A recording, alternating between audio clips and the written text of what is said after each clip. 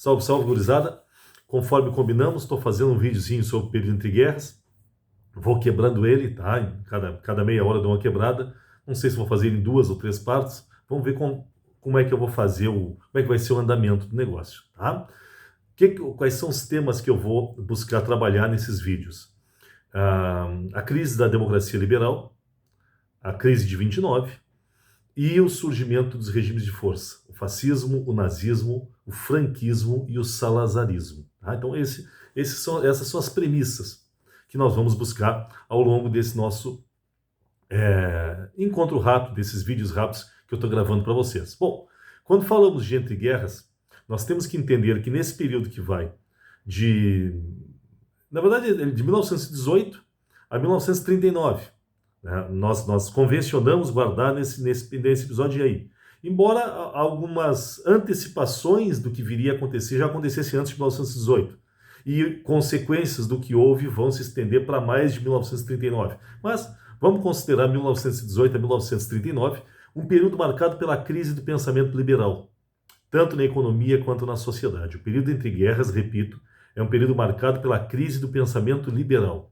Ou seja, aquela ideia de que a economia tem que ser regulada pelo livre mercado, de que o Estado não deve se meter na economia, de que o Estado deve respeitar o laissez-faire, o livre comércio, isso vai entrar em crise no período entre guerras. Assim como vai entrar em crise no período entre guerras a visão liberal de sociedade, que é aquela visão de que cada um pode fazer o que bem entender desde que não prejudique o próximo, né? E de que o Estado não deve se meter nas liberdades individuais, a não ser para garantir outras liberdades. Então, a premissa dos liberais na visão social deles é de que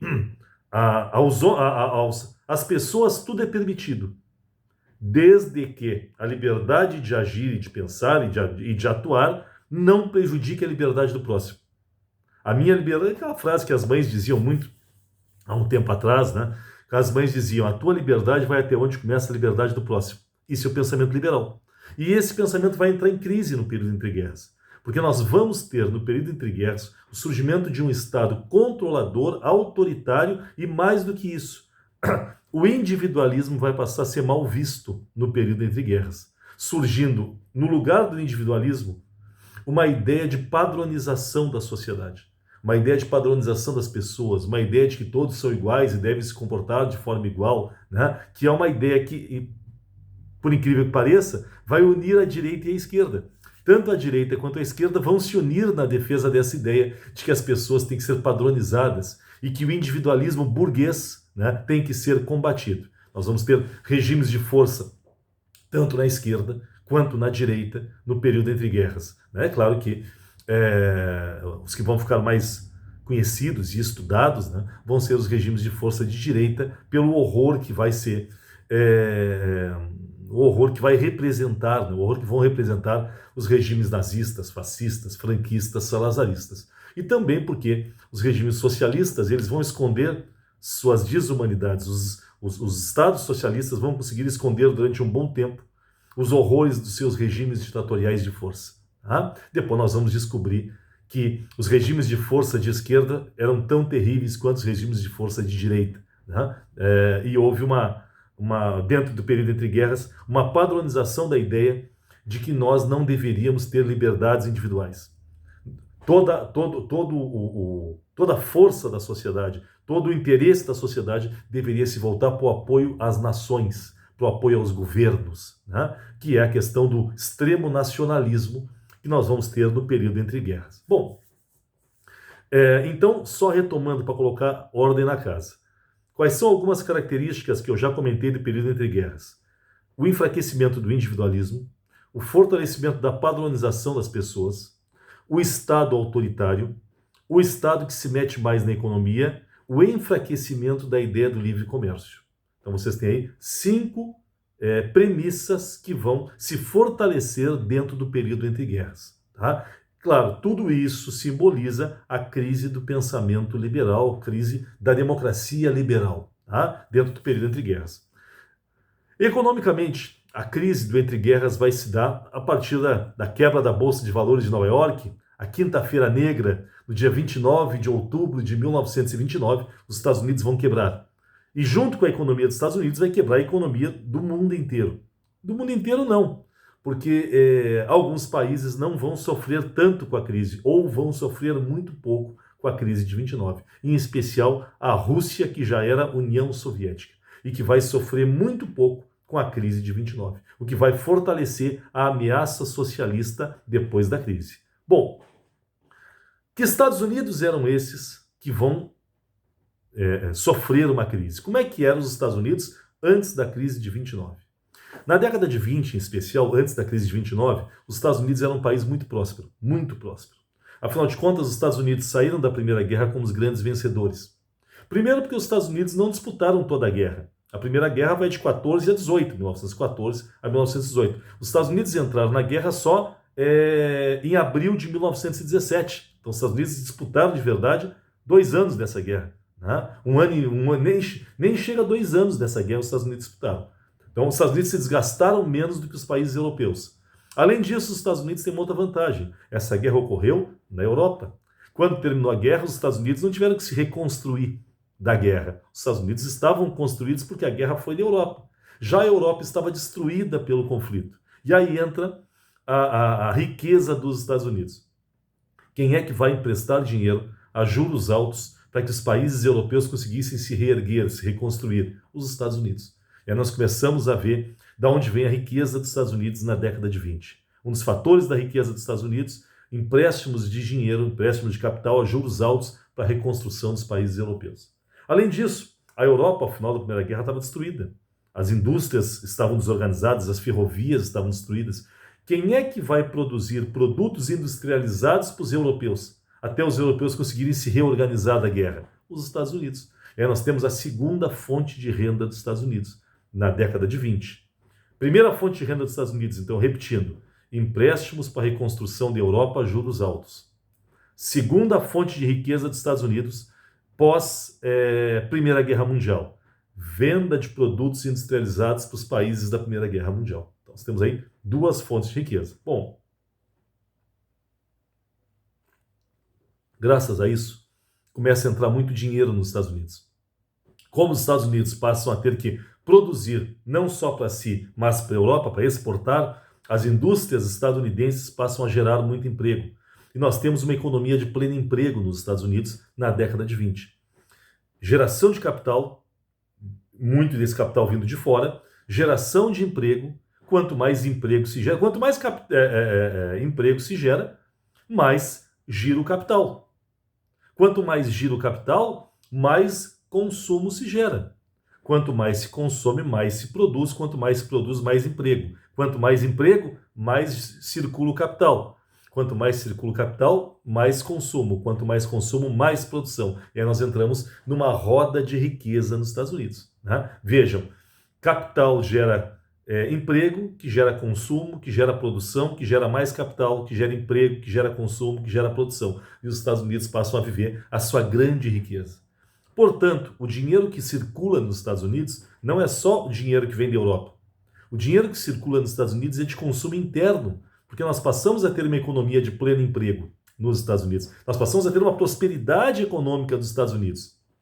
Graças a essa prosperidade econômica dos Estados Unidos, graças a esse emprego dos Estados Unidos, os estadunidenses se entregam ao consumo. E nós temos um grande consumo interno nos Estados Unidos na década de 20. É o chamado American Way of Life, o modo de vida americano, simbolizado por aquela expressão ser é igual a ter. Ser é igual a ter. Ou seja, nos Estados Unidos, na década de 20, tu era o que tu consumia. E os Estados Unidos passam a consumir internamente também. Dinheiro entrando de fora, dinheiro circulando dentro do país. Veja que momento dos Estados Unidos, né? Que riqueza dos Estados Unidos. Com isso, nós passamos a ter algumas outras consequências. Cidadãos estadunidenses passam a querer investir na casa própria. Né? E os bancos passam a emprestar dinheiro a juros baixos. Os bancos passam a emprestar dinheiro a juros baixos para que as pessoas peguem dinheiro nos bancos para comprar casa própria. E com isso, os bancos dos Estados Unidos também passam a enriquecer graças ao dinheiro que as pessoas pegam emprestado nos bancos para comprar sua casa própria. Né? Com isso, nós temos dinheiro das fábricas, dinheiro do comércio, dinheiro dos bancos, dinheiro entrando do exterior, quer dizer, muito dinheiro entrando nos Estados Unidos, e graças a tudo isso nós temos o que a gente chama de uma crise especulativa nos Estados Unidos. Ou seja, os preços passam a subir cada vez mais. Ah, professor, esse é o exemplo de inflação? É uma inflação. É uma inflação gerada pelo consumo.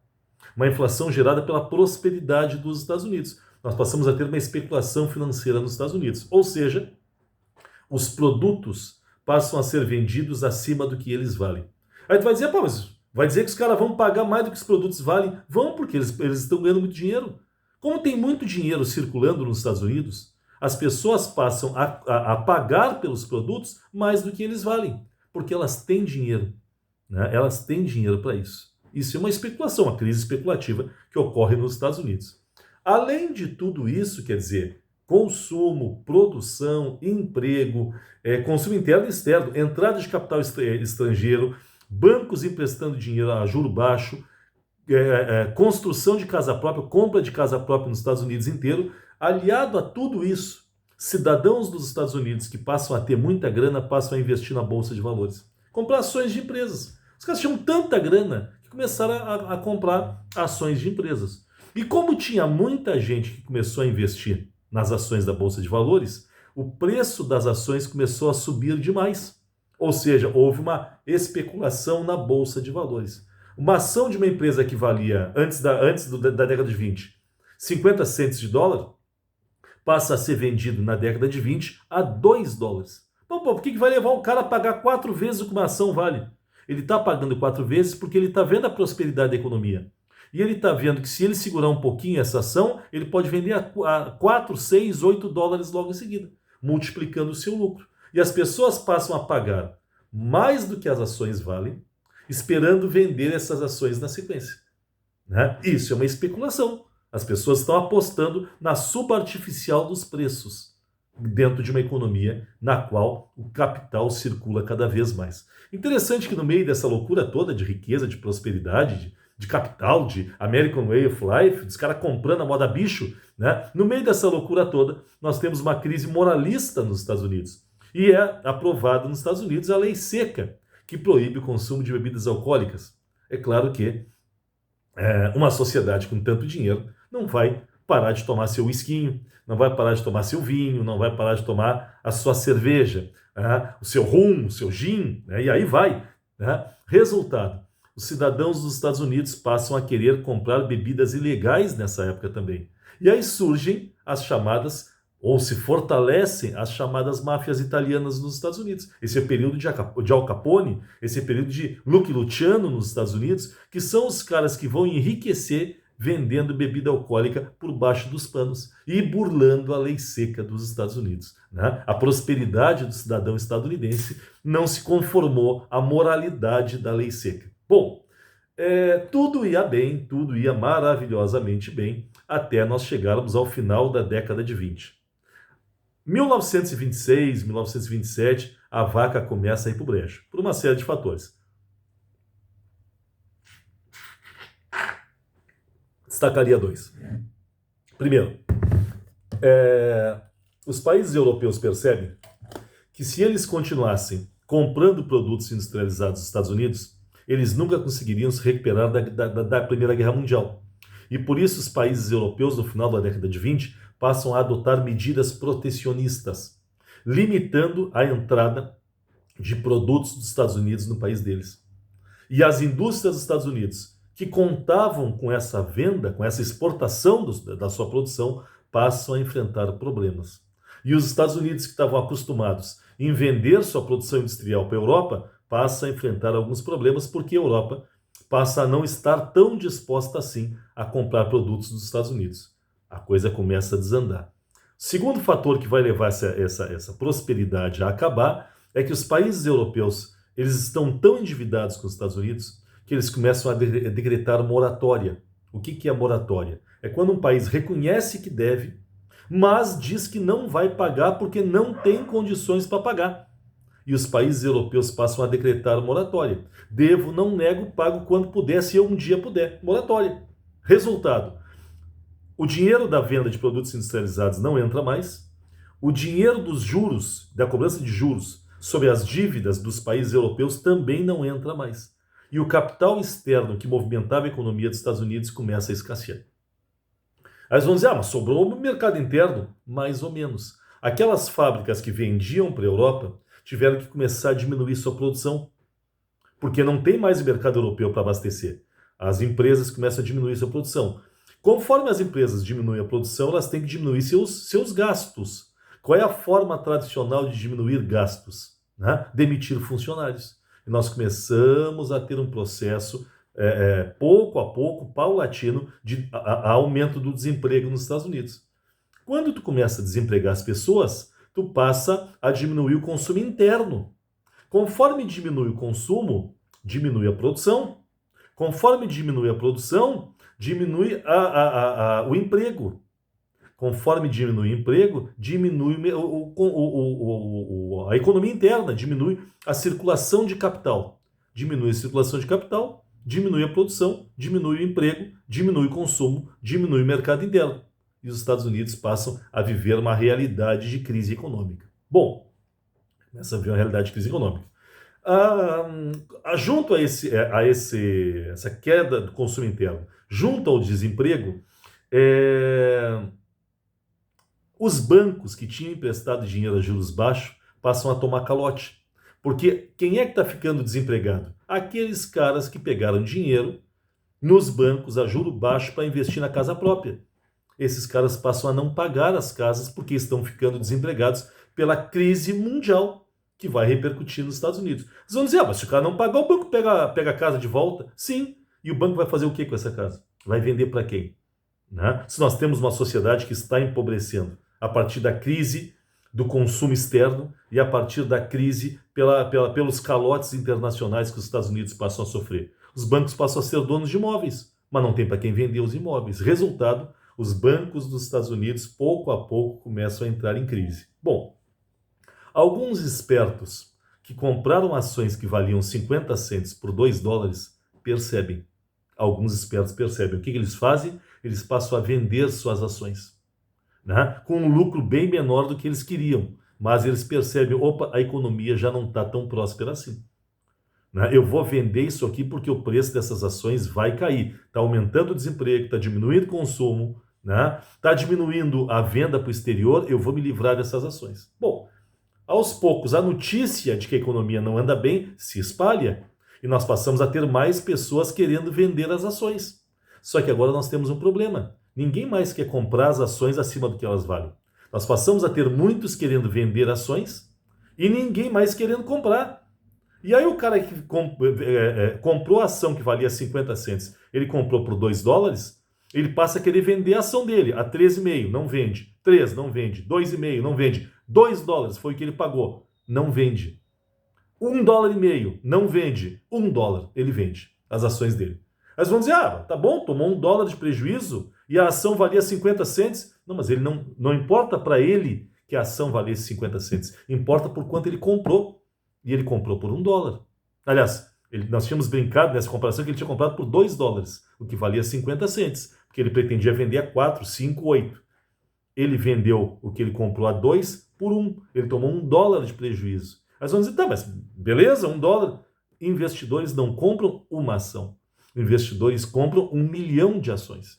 E o cara, de um dia para o outro, passa a ter $1 milhão de prejuízo.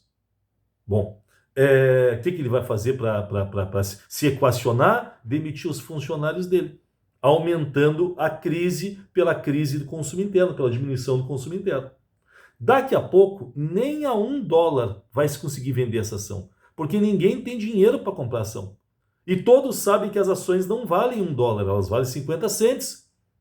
E não tem mais uma economia que faça as coisas valerem mais do que elas valem, vamos dizer assim. Resultado, nós passamos a ter uma venda simultânea de ações. Todos os donos de ações, os investidores da Bolsa de Valores, todos passam a querer se livrar das ações. E ninguém mais compra. E o preço das ações passa a despencar nos Estados Unidos, gerando a falência dos investidores. A Bolsa de Valores é fechada, reabre em crise, é fechada de novo, reabre em crise, é fechada de novo. O resultado, quebrou a economia do país. Os investidores torraram o seu dinheiro com ações que passam a não valer nada. Os bancos quebraram, o desemprego aumenta, a miséria aumenta, e nós passamos a viver o panorama da quinta-feira negra, do crack da Bolsa de Nova York, da crise de 29. O que faltou para os Estados Unidos não terem embarcado nessa canoa furada que eles embarcaram? Faltou um órgão que fiscalizasse a economia, que controlasse a especulação. Faltou um órgão que avisasse os investidores da crise. Faltou um órgão que negociasse as dívidas dos Estados Unidos no exterior. Faltou o governo. Faltou o Estado. Então, por que o Estado não interveio? Porque o Estado era liberal. E qual é o pensamento dos liberais? As crises são necessárias para oxigenar a economia. O governo não deve, o Estado não deve se meter quando tem uma crise. Tem que deixar a crise acontecer. E quando houve a crise, o governo dos Estados Unidos não interveio. Deixou. Quer dizer, é lei dos mais fortes. Vamos ver quais investidores vão sobreviver. Só que a crise era muito mais forte do que se pensava. E os Estados Unidos embarcam na grande crise de 29. Bom, como é que os Estados Unidos vão sair desse panorama terrível que eles embarcaram? Eles só vão começar a sair da crise em 1932. A crise foi em 29. Em 1932, os Estados Unidos começam a sair da crise graças a Franklin Delano Roosevelt, que é eleito presidente dos Estados Unidos. Franklin Delano Roosevelt, sobrinho de um presidente chamado Theodore Roosevelt, que a gente estuda ele como um símbolo do imperialismo dos Estados Unidos, né? Theodore, que a gente estuda como o corolário Roosevelt, ou a política do Big Stick, que é do tio dele, né? A imposição do interesse dos Estados Unidos pela força. O Franklin vai ser, num certo sentido, o contrário. Se Theodore vai pregar a América forte e autoritária, Franklin Delano Roosevelt, o sobrinho, que assume em 32, no meio da crise, ele vai pregar um Estados Unidos voltado para o social, um Estados Unidos voltado para os mais fracos, um Estados Unidos voltado para os desempregados, um Estados Unidos onde o Estado vai voltar a ter força. E nós passamos a ter, então, o welfare state, ou Estado do bem-estar social, ou Estado cidadão, ou keynesianismo, porque Roosevelt vai ser influenciado pelas ideias de John Maynard Keynes, um economista inglês. E o Roosevelt, então, vai pegar as ideias de Keynes, que podem ser resumidas numa afirmação. Por pior que seja a crise econômica, não pode diminuir o consumo. É isso. O keynesianismo, Estado do bem-estar social, é isso. Manutenção do consumo através da interferência do Estado. É isso, né? Por que o Estado vai interferir? Porque só o Estado é capaz de salvar os empresários. Só o Estado é capaz de salvar os fazendeiros. Mas você, para que salvar os caras? Quebrar as áreas deles, mais ou menos. Porque se quebrarem os empresários, quebrarem os fazendeiros, isso gera desemprego. Quanto maior desemprego, maior a miséria. E pior do que isso, quanto maior desemprego, maior a miséria, maior a quebra dos empresários, maior o espaço para o crescimento dentro dos Estados Unidos de uma sombra que estava crescendo lá na Europa, a sombra do socialismo. O que Roosevelt percebe? Nós precisamos evitar que os Estados Unidos, que a crise se espalhe nos Estados Unidos e que os Estados Unidos se tornem foco do crescimento do socialismo. Para que o socialismo não crescesse nos Estados Unidos, tem que ser mantido o consumo. Nós precisamos manter o consumo. Como manter o consumo se o país quebrou? O Estado vai fazer isso, emprestando dinheiro a juros baixíssimos para empresários, emprestando dinheiro a juros baixos para banqueiros, para não deixar os bancos quebrarem, emprestando dinheiro para fazendeiros. Tá? Esse é o Estado se metendo na economia. Só tem um detalhe, esse mesmo Estado percebe, não são só os empresários que nós temos que ajudar, e passa a ter uma política de apoio aos trabalhadores nos Estados Unidos. Por exemplo, com a criação de direitos trabalhistas. Até porque o governo dos Estados Unidos percebeu, os empresários podem usar a crise para explorar os nossos trabalhadores. E nós não podemos permitir que os trabalhadores sejam explorados, porque eles têm que voltar a consumir. A saída dos Estados Unidos vai ser o consumo. Para que os trabalhadores pudessem consumir, vamos criar direitos trabalhistas. Vamos regulamentar a economia. E o Estado dos Estados Unidos passa a interferir na economia. Para regular o lucro das empresas, para regular a concorrência entre as empresas, para regular os direitos trabalhistas. Né? O governo dos Estados Unidos passa a fazer políticas até de oferecimento de eletricidade barata para as regiões mais pobres, para que os mais pobres não sofressem demais com a crise.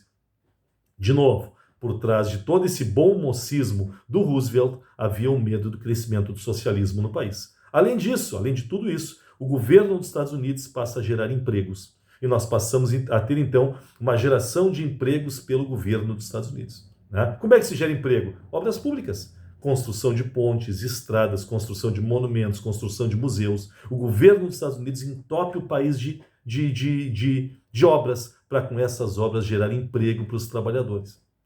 Bom, esse é o welfare state, assim os Estados Unidos vão começar a sair da crise. E é claro, os Estados Unidos só vão sair da crise de verdade depois na Segunda Guerra Mundial. Aí os Estados Unidos vão se recuperar na Segunda Guerra Mundial. Bom,